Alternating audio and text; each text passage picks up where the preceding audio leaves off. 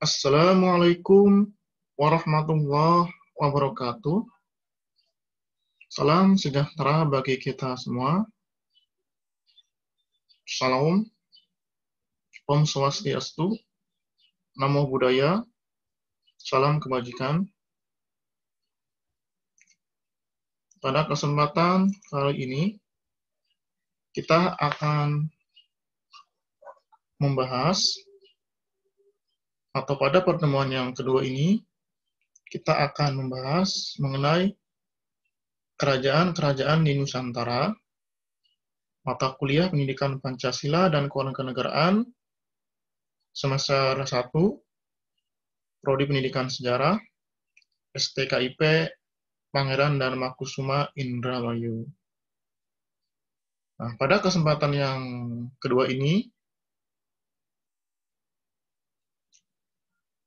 semoga kalian bisa memahami dan bisa meneladani mata kuliah pendidikan Pancasila.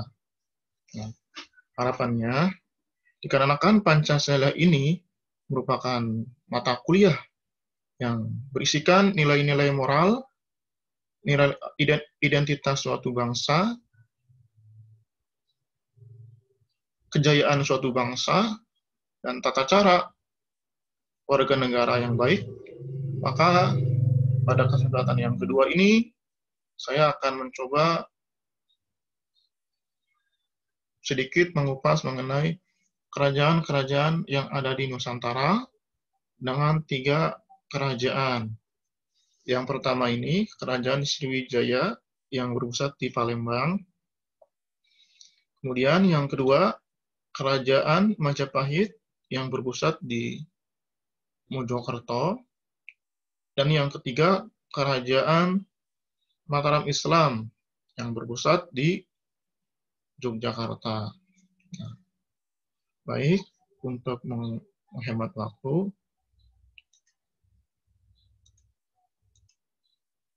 nah, adapun tujuan pembelajaran kita pada hari ini, yang pertama adalah mahasiswa itu mampu mengetahui, kemudian meneladani kerajaan besar di Nusantara itu yang menjadi kebanggaan dan kejayaan di Indonesia. Kemudian yang kedua, mahasiswa mampu memaparkan secara kritis dan argumentatif kerajaan-kerajaan di Nusantara sebagai salah satu sumber historis bagi pembentukan Negara Kesatuan Republik Indonesia.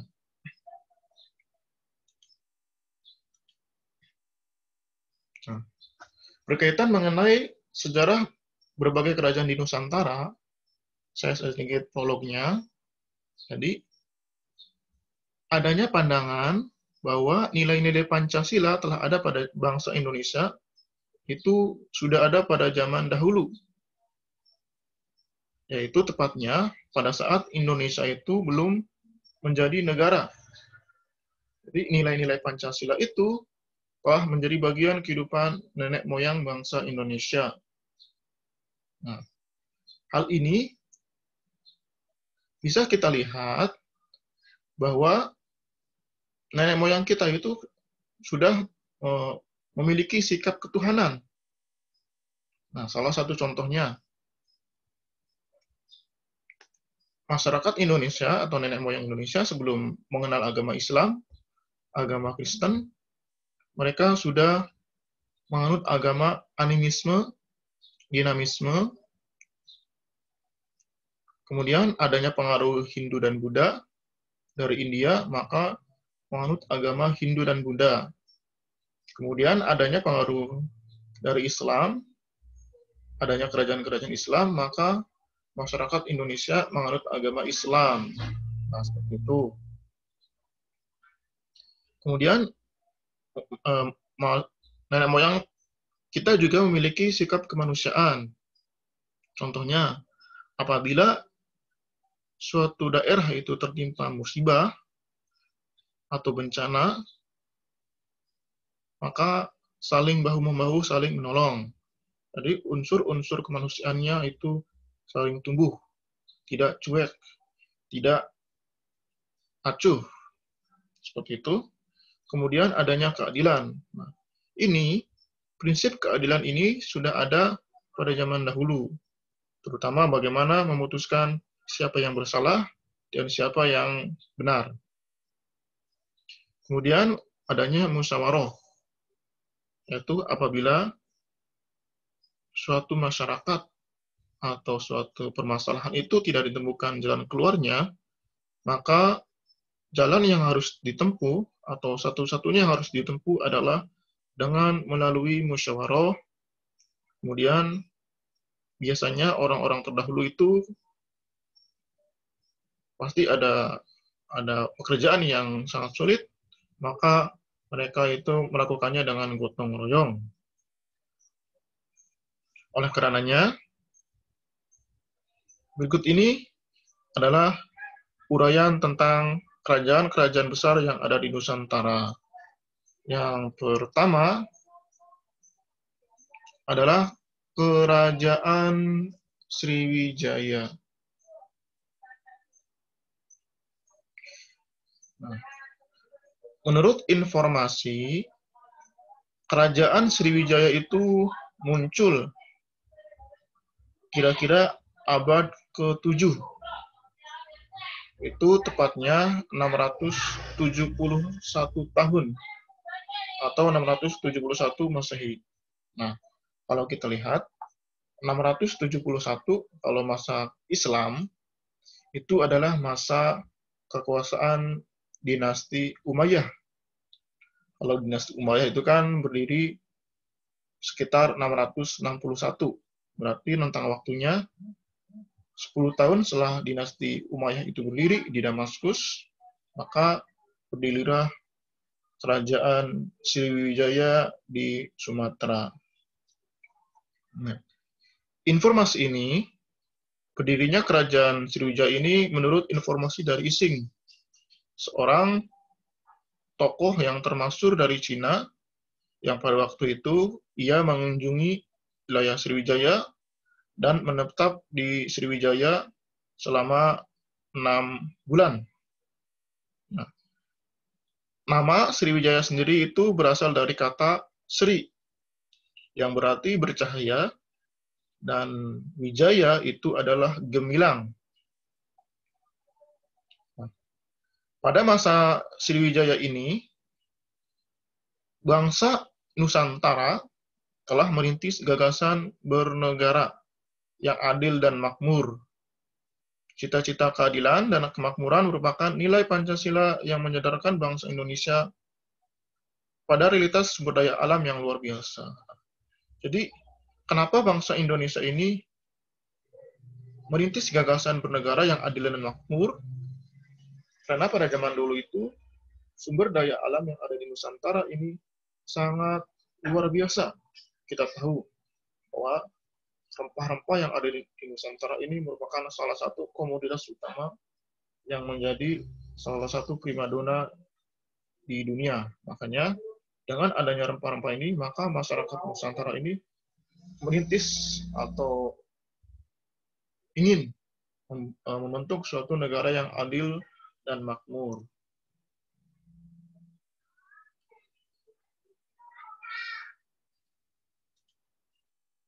Nah, ini yang kalian lihat ini adalah salah satu situs atau candi Muara Takus yang ada di Jambi. Nah, ini juga beberapa ahli ini mengemukakan bahwa ada dua versi. Dua versi ini, bahwa versi yang pertama itu pusat ibu kota Kerajaan Sriwijaya ini berada di wilayah Jambi sekarang. Ditemukannya Candi Muara Takus. Kemudian satu versi lagi berada di wilayah dekat kota Palembang yang sekarang. Nah, kita lanjut kepada berikutnya. Jadi, Kerajaan Sriwijaya ini merupakan simbol kebesaran Sumatera awal dan kerajaan besar di Nusantara. Nah, kaitannya dengan abad ke-20 ini, jadi pada masa zaman pergerakan nasional ini, kerajaan Sriwijaya ini adalah merupakan salah satu referensi awal kaum nasionalis untuk menunjukkan bahwa Nusantara ini merupakan satu kesatuan negara sebelum datangnya kolonialisme Belanda. Jadi telah menjadi landasan argumentatif bahwa Indonesia ini sudah ada sebelum kedatangan bangsa Belanda.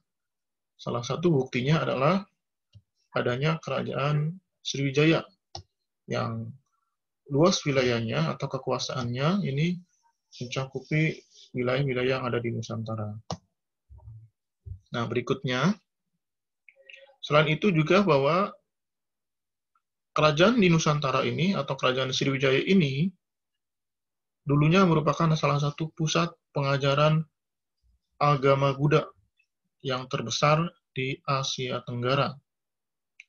Ini berdasarkan catatan dari Ising yang dalam perjalanan studinya menuju Universitas Nalanda di India. Nah, ini yang kalian lihat, sebuah peta yang menggambarkan salah satu kekuasaan atau wilayah yang dulu menjadi kekuasaan dari Kerajaan Sriwijaya. Mulai dari Jawa sampai daerah Holing. Ini daerah Holing ini adalah Mataram kuno. Kemudian Tarumanegara juga ada pada waktu itu. Bahkan sampai ke daerah Champa dan Vietnam. Kemudian daerah Khmer, Kamboja. Kemudian daerah Dwarawati di Thailand. Kemudian Patani, Thailand Selatan. Semenanjung Malaya atau Malaysia yang sekarang.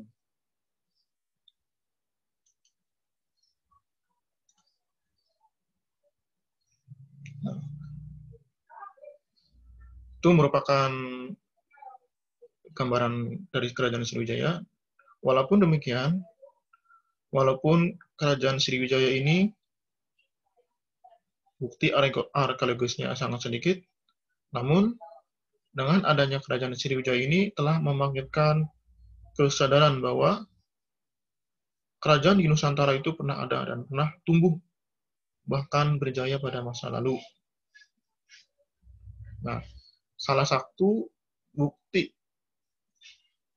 yang paling ada dan kita lihat sampai sekarang adalah selama berabad-abad ini, karena adanya kekuatan ekonomi dan keperkasaan militer, Kerajaan Sriwijaya ini mampu menyebarkan bahasa Melayu kuno di Nusantara. Nah, bahasa Melayu kuno ini selanjutnya menjadi bahasa penghubung di berbagai bandar dan pasar di Nusantara, kemudian memuluskan jalan bagi bahasa Melayu sebagai bahasa nasional di Malaysia, dan bahasa Indonesia sebagai bahasa pemersatu modern. Nah, inilah salah satu sumbangsih dari Kerajaan Sriwijaya, bahasanya ini dipakai sebagai bahasa pemersatu di Nusantara atau Indonesia, dan menjadi bahasa nasional di Malaysia. Nah, untuk lokalnya sendiri, karena kegemilangan Sriwijaya ini telah menjadi sumber kebanggaan nasional dan identitas daerah. Jadi identitas daerahnya itu khususnya warga Palembang, Provinsi Sumatera Selatan. Kemudian bahkan ini sampai menyebar ke negara tetangga. Contohnya itu yang berlaku di daerah Thailand Selatan, yang menciptakan kembali tarian Sepichai yang berdasarkan keanggunan seni budaya Sriwijaya. Nah, itu mungkin sekilas dari Kerajaan Sriwijaya. Jadi, kaitannya dengan pendidikan Pancasila ini, jadi kaitannya kita ini mampu meneladani nilai-nilai luhur bangsa, nilai-nilai luhur nenek moyang kita, bahwa negara yang kita bangun bersama ini dulunya adalah suatu berbentuk kerajaan sebelum Islam itu datang, yaitu kerajaan Sriwijaya. Nah, berikutnya yang kedua adalah kerajaan Majapahit. Nah, kerajaan Majapahit ini berdiri pada 10 November 1293. Kalau kita lihat 1293 berarti sekitar 48 atau 40 berapa keruntuhan dari dinasti Abbasiyah. Kalau dinasti Abbasiyah itu runtuh pada 10 Februari 1258, maka kerajaan Sriwijaya, kerajaan Mataram ini, kerajaan Majapahit ini berdiri 1293 oleh Raden Wijaya. Nah, pada waktu itu ceritanya Raden Wijaya ini adalah mampu mengalahkan Tunggul Ametung, salah satu dari bekas kekuasaan wilayah Singosari pada waktu itu. Nah, ini kalau kita lihat dari berdirinya kerajaan Majapahit ini praktek-praktek politik yang coba dilakukan oleh Raden Wijaya. Nah, pada waktu itu, dikarenakan pada waktu itu adanya tentara kewilayahan dari Cina yang ingin menuntut balas atas penghinaan terhadap tentara-tentara Mongol yang pada waktu itu ingin menguasai wilayah Jawa. Maka karena kecerdikan Raden Wijaya ini, maka tentara kewilayahan yang seharusnya ini menjadi musuh dari Raden Wijaya, maka dimanfaatkan untuk menyerang Tunggul Ametung. Sehingga Raden Wijaya ini mengalami kemenangan, dan setelah tentara kewilayahan ini dihancurkan oleh Raden Wijaya, maka dia dinobatkan menjadi Raja Majapahit dengan nama resmi Kertarajasa Jayawardana. Nah, kemudian berikutnya, setelah kepemimpinan dari Raden Wijaya ini wafat, maka digantikan oleh anak-anaknya. Nah, kemudian munculnya Gajah Mada sebagai patih kerajaan itu tahun 1336. Nah, pada saat Gajah Mada ini ditunjuk menjadi patih kerajaan, maka ia mengucapkan Sumpah Palapa. Nah, ini Sumpah Palapa ini tujuannya adalah untuk melebarkan kekuasaan Majapahit dan membangun sebuah kemaharajaan. Nah, ini Sumpah Palapa yang menjadi bukti bahwa di bawah pimpinan Gajah Mada, kemudian dengan rajanya Hayam Wuruk ini, Gajah Mada atau Majapahit ini mampu menjadi sebuah negara yang besar. Bahkan wilayah kekuasaannya ini mencakup wilayah dari Sabang sampai Merauke yang kita lihat negara Indonesia modern ini. Nah, selanjutnya pada tahun 1350, ketika Hayam Wuruk menjadi raja, dibantu dengan Patih Gajah Mada, maka kerajaan Majapahit ini mencapai puncak kejayaannya. Ini berdasarkan naskah Negara Kertagama yang ditulis oleh Empu Prapanca. Nah, menurut naskah Negara Kertagama ini, Luas wilayah Majapahit ini meliputi Sumatera, Semenanjung Malaya, Kalimantan, Sulawesi, Nusa Tenggara, Maluku, Papua, Tumasik, ini negara Singapura sekarang, serta sebagian wilayah Kepulauan Filipina. Itu wilayah kekuasaannya. Nah, ini yang mungkin kalian bisa lihat tentang wilayah kerajaan Majapahit pada masa kejayaannya. Itu sangat luas. Jadi, negara Indonesia yang kalian lihat dalam peta ini, mulai dari Sabang sampai Merauke, ini ya dulunya sama seperti ini. Bahkan wilayah Semenanjung Malaya ini, kalau kita lihat berdasarkan sejarahnya, seharusnya Malaysia, Singapura, dan Brunei ini masuk pada wilayah NKRI. Padahal, walaupun pada kenyataannya ini, ketika Inggris berkuasa, maka Semenanjung Malaya menjadi negara sendiri. Seperti itu.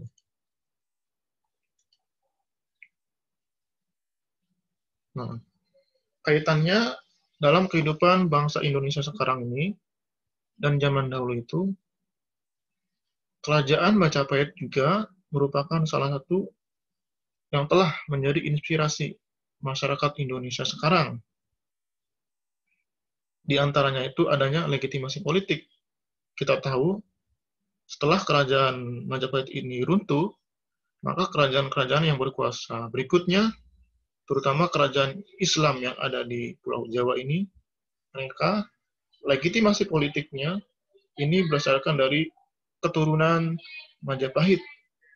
Salah satu contohnya adalah Raden Patah yang memberikan informasi kepada masyarakatnya bahwa dia merupakan salah satu keturunan dari Majapahit. Kemudian dari segi arsitektur, kita lihat gedung-gedung pemerintahan yang ada di Pulau Jawa, bahkan di Nusantara, kebanyakan menggunakan arsitektur dari peninggalan-peninggalan kerajaan Majapahit. Nah, kemudian dari segi persenjataan. Nah, ini kalau di Nusantara atau tepatnya Indonesia ini, persenjataan yang paling menonjol adalah salah satunya adalah keris.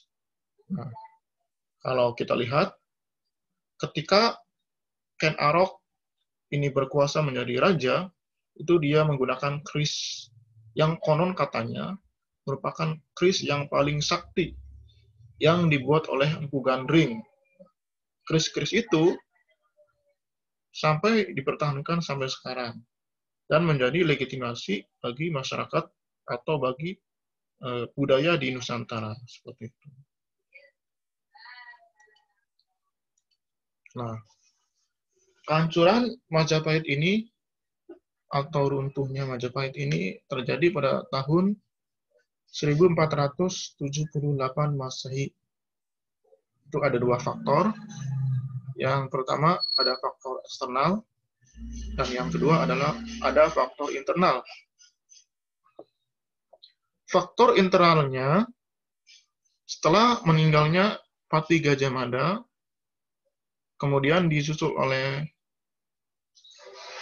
Hayam Wuruk, maka terjadi perebutan kekuasaan. Jadi, sesama anak dari keturunan Hayam Wuruk ini saling memperebutkan kekuasaan.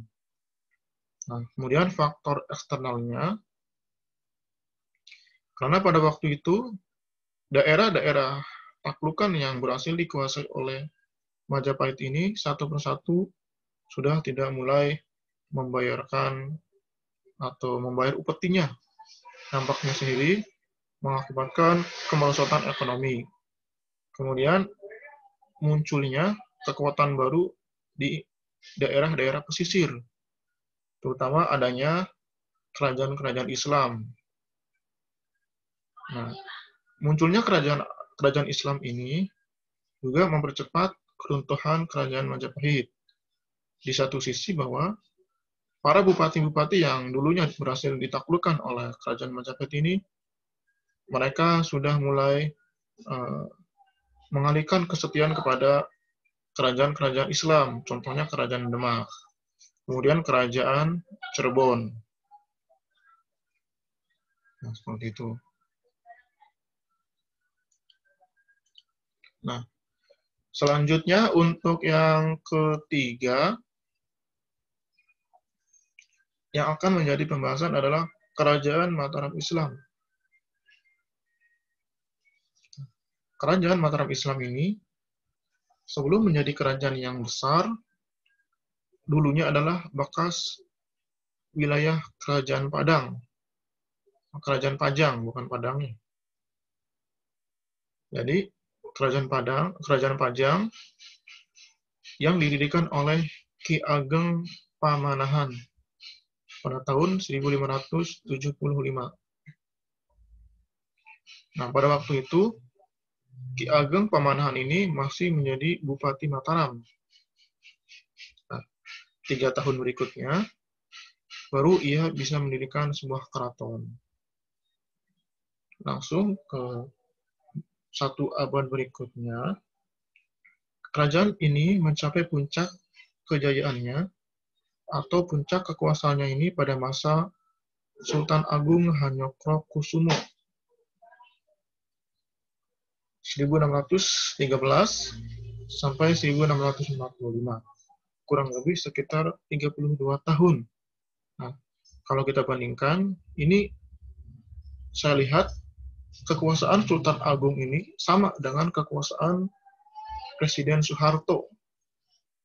32 tahun. Presiden Soeharto dari 1966 sampai 1998. Hampir sama 32 tahun. Nah, pada masa ini, terutama pada masa Sultan Agung ini, muncullah penguasaan atau penjajahan dari negara-negara barat, terutama di Indonesia ini oleh Verenigde Oost-Indische Compagnie atau Perserikatan Dagang Hindia Belanda yang disingkat menjadi VOC.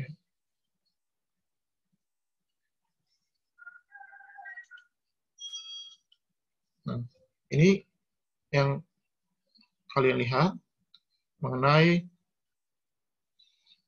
peta kekuasaan wilayah Mataram Islam. Nah, untuk wilayah barat sendiri dari Pulau Jawa, itu sebelah barat ada Kesultanan Banten, kemudian wilayah timur Pulau Jawa ada daerah Blambangan yang pada waktu itu belum dapat ditaklukkan, terutama pada masa Sultan Agung. Nah, Blambangan sekarang itu namanya adalah Banyuwangi.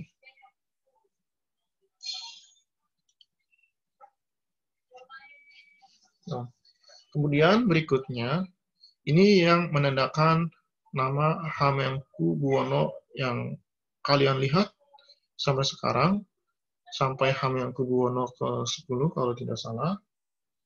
Ini mulai berkuasa itu pada tahun 1755 ketika Sultan Hamengkubuwono menjadi Sultan Mataram.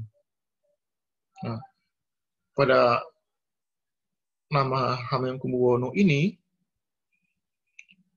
yang menandakan bahwa Kesultanan Yogyakarta, walaupun secara de facto dan de jure ini memiliki wilayah, kekuasaan atau rakyat, tapi mereka tetap mendukung dan mengintegrasikan wilayah mereka dan setia kepada Negara Kesatuan Republik Indonesia.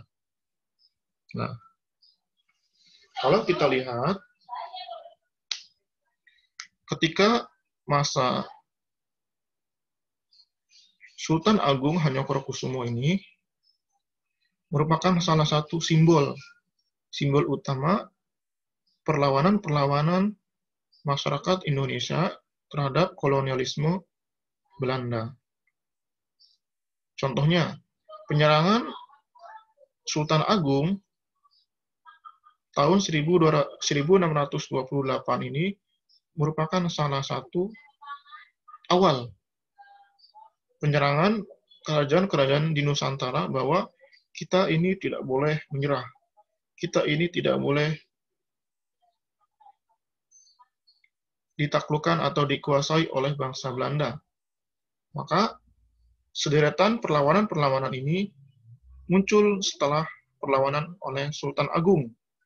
Nah, salah satunya adalah adanya Perang Jawa atau yang dikenal dengan Java Orlog yang terjadi pada tahun 1825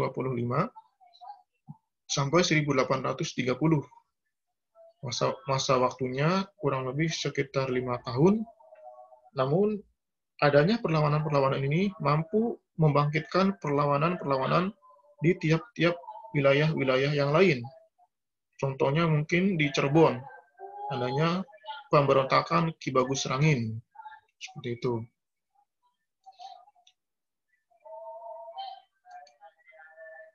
Nah, itulah sedikit pembahasan mengenai materi pertemuan yang kedua. Jadi, kita sebagai warga negara ini perlu mengetahui bahwa adanya kerajaan-kerajaan Nusantara, kemudian perlawanan-perlawanan kerajaan-kerajaan Nusantara terhadap kolonialisme dan imperialisme bangsa Barat, ini menunjukkan bahwa walaupun bangsa Indonesia kita sudah merdeka, tetapi kita harus mampu melawan penjajah-penjajah sesama negeri. Maksudnya adalah mereka yang berkhianat terhadap bangsa, yaitu melalui salah satunya dengan cara korupsi, dengan cara kolusi, cara nepotisme. Nah, seperti itu. Nah, sebelum kita menutup pertemuan hari ini, jangan lupa like, share, and subscribe ya. Sampai jumpa pada pertemuan selanjutnya. Sebelum saya menutup, saya minta maaf apabila ada kekurangan dan kesalahan, karena itu murni datangnya dari saya sendiri. Wallahul muwafiq ila aqwamit thoriq. Wassalamualaikum warahmatullahi wabarakatuh.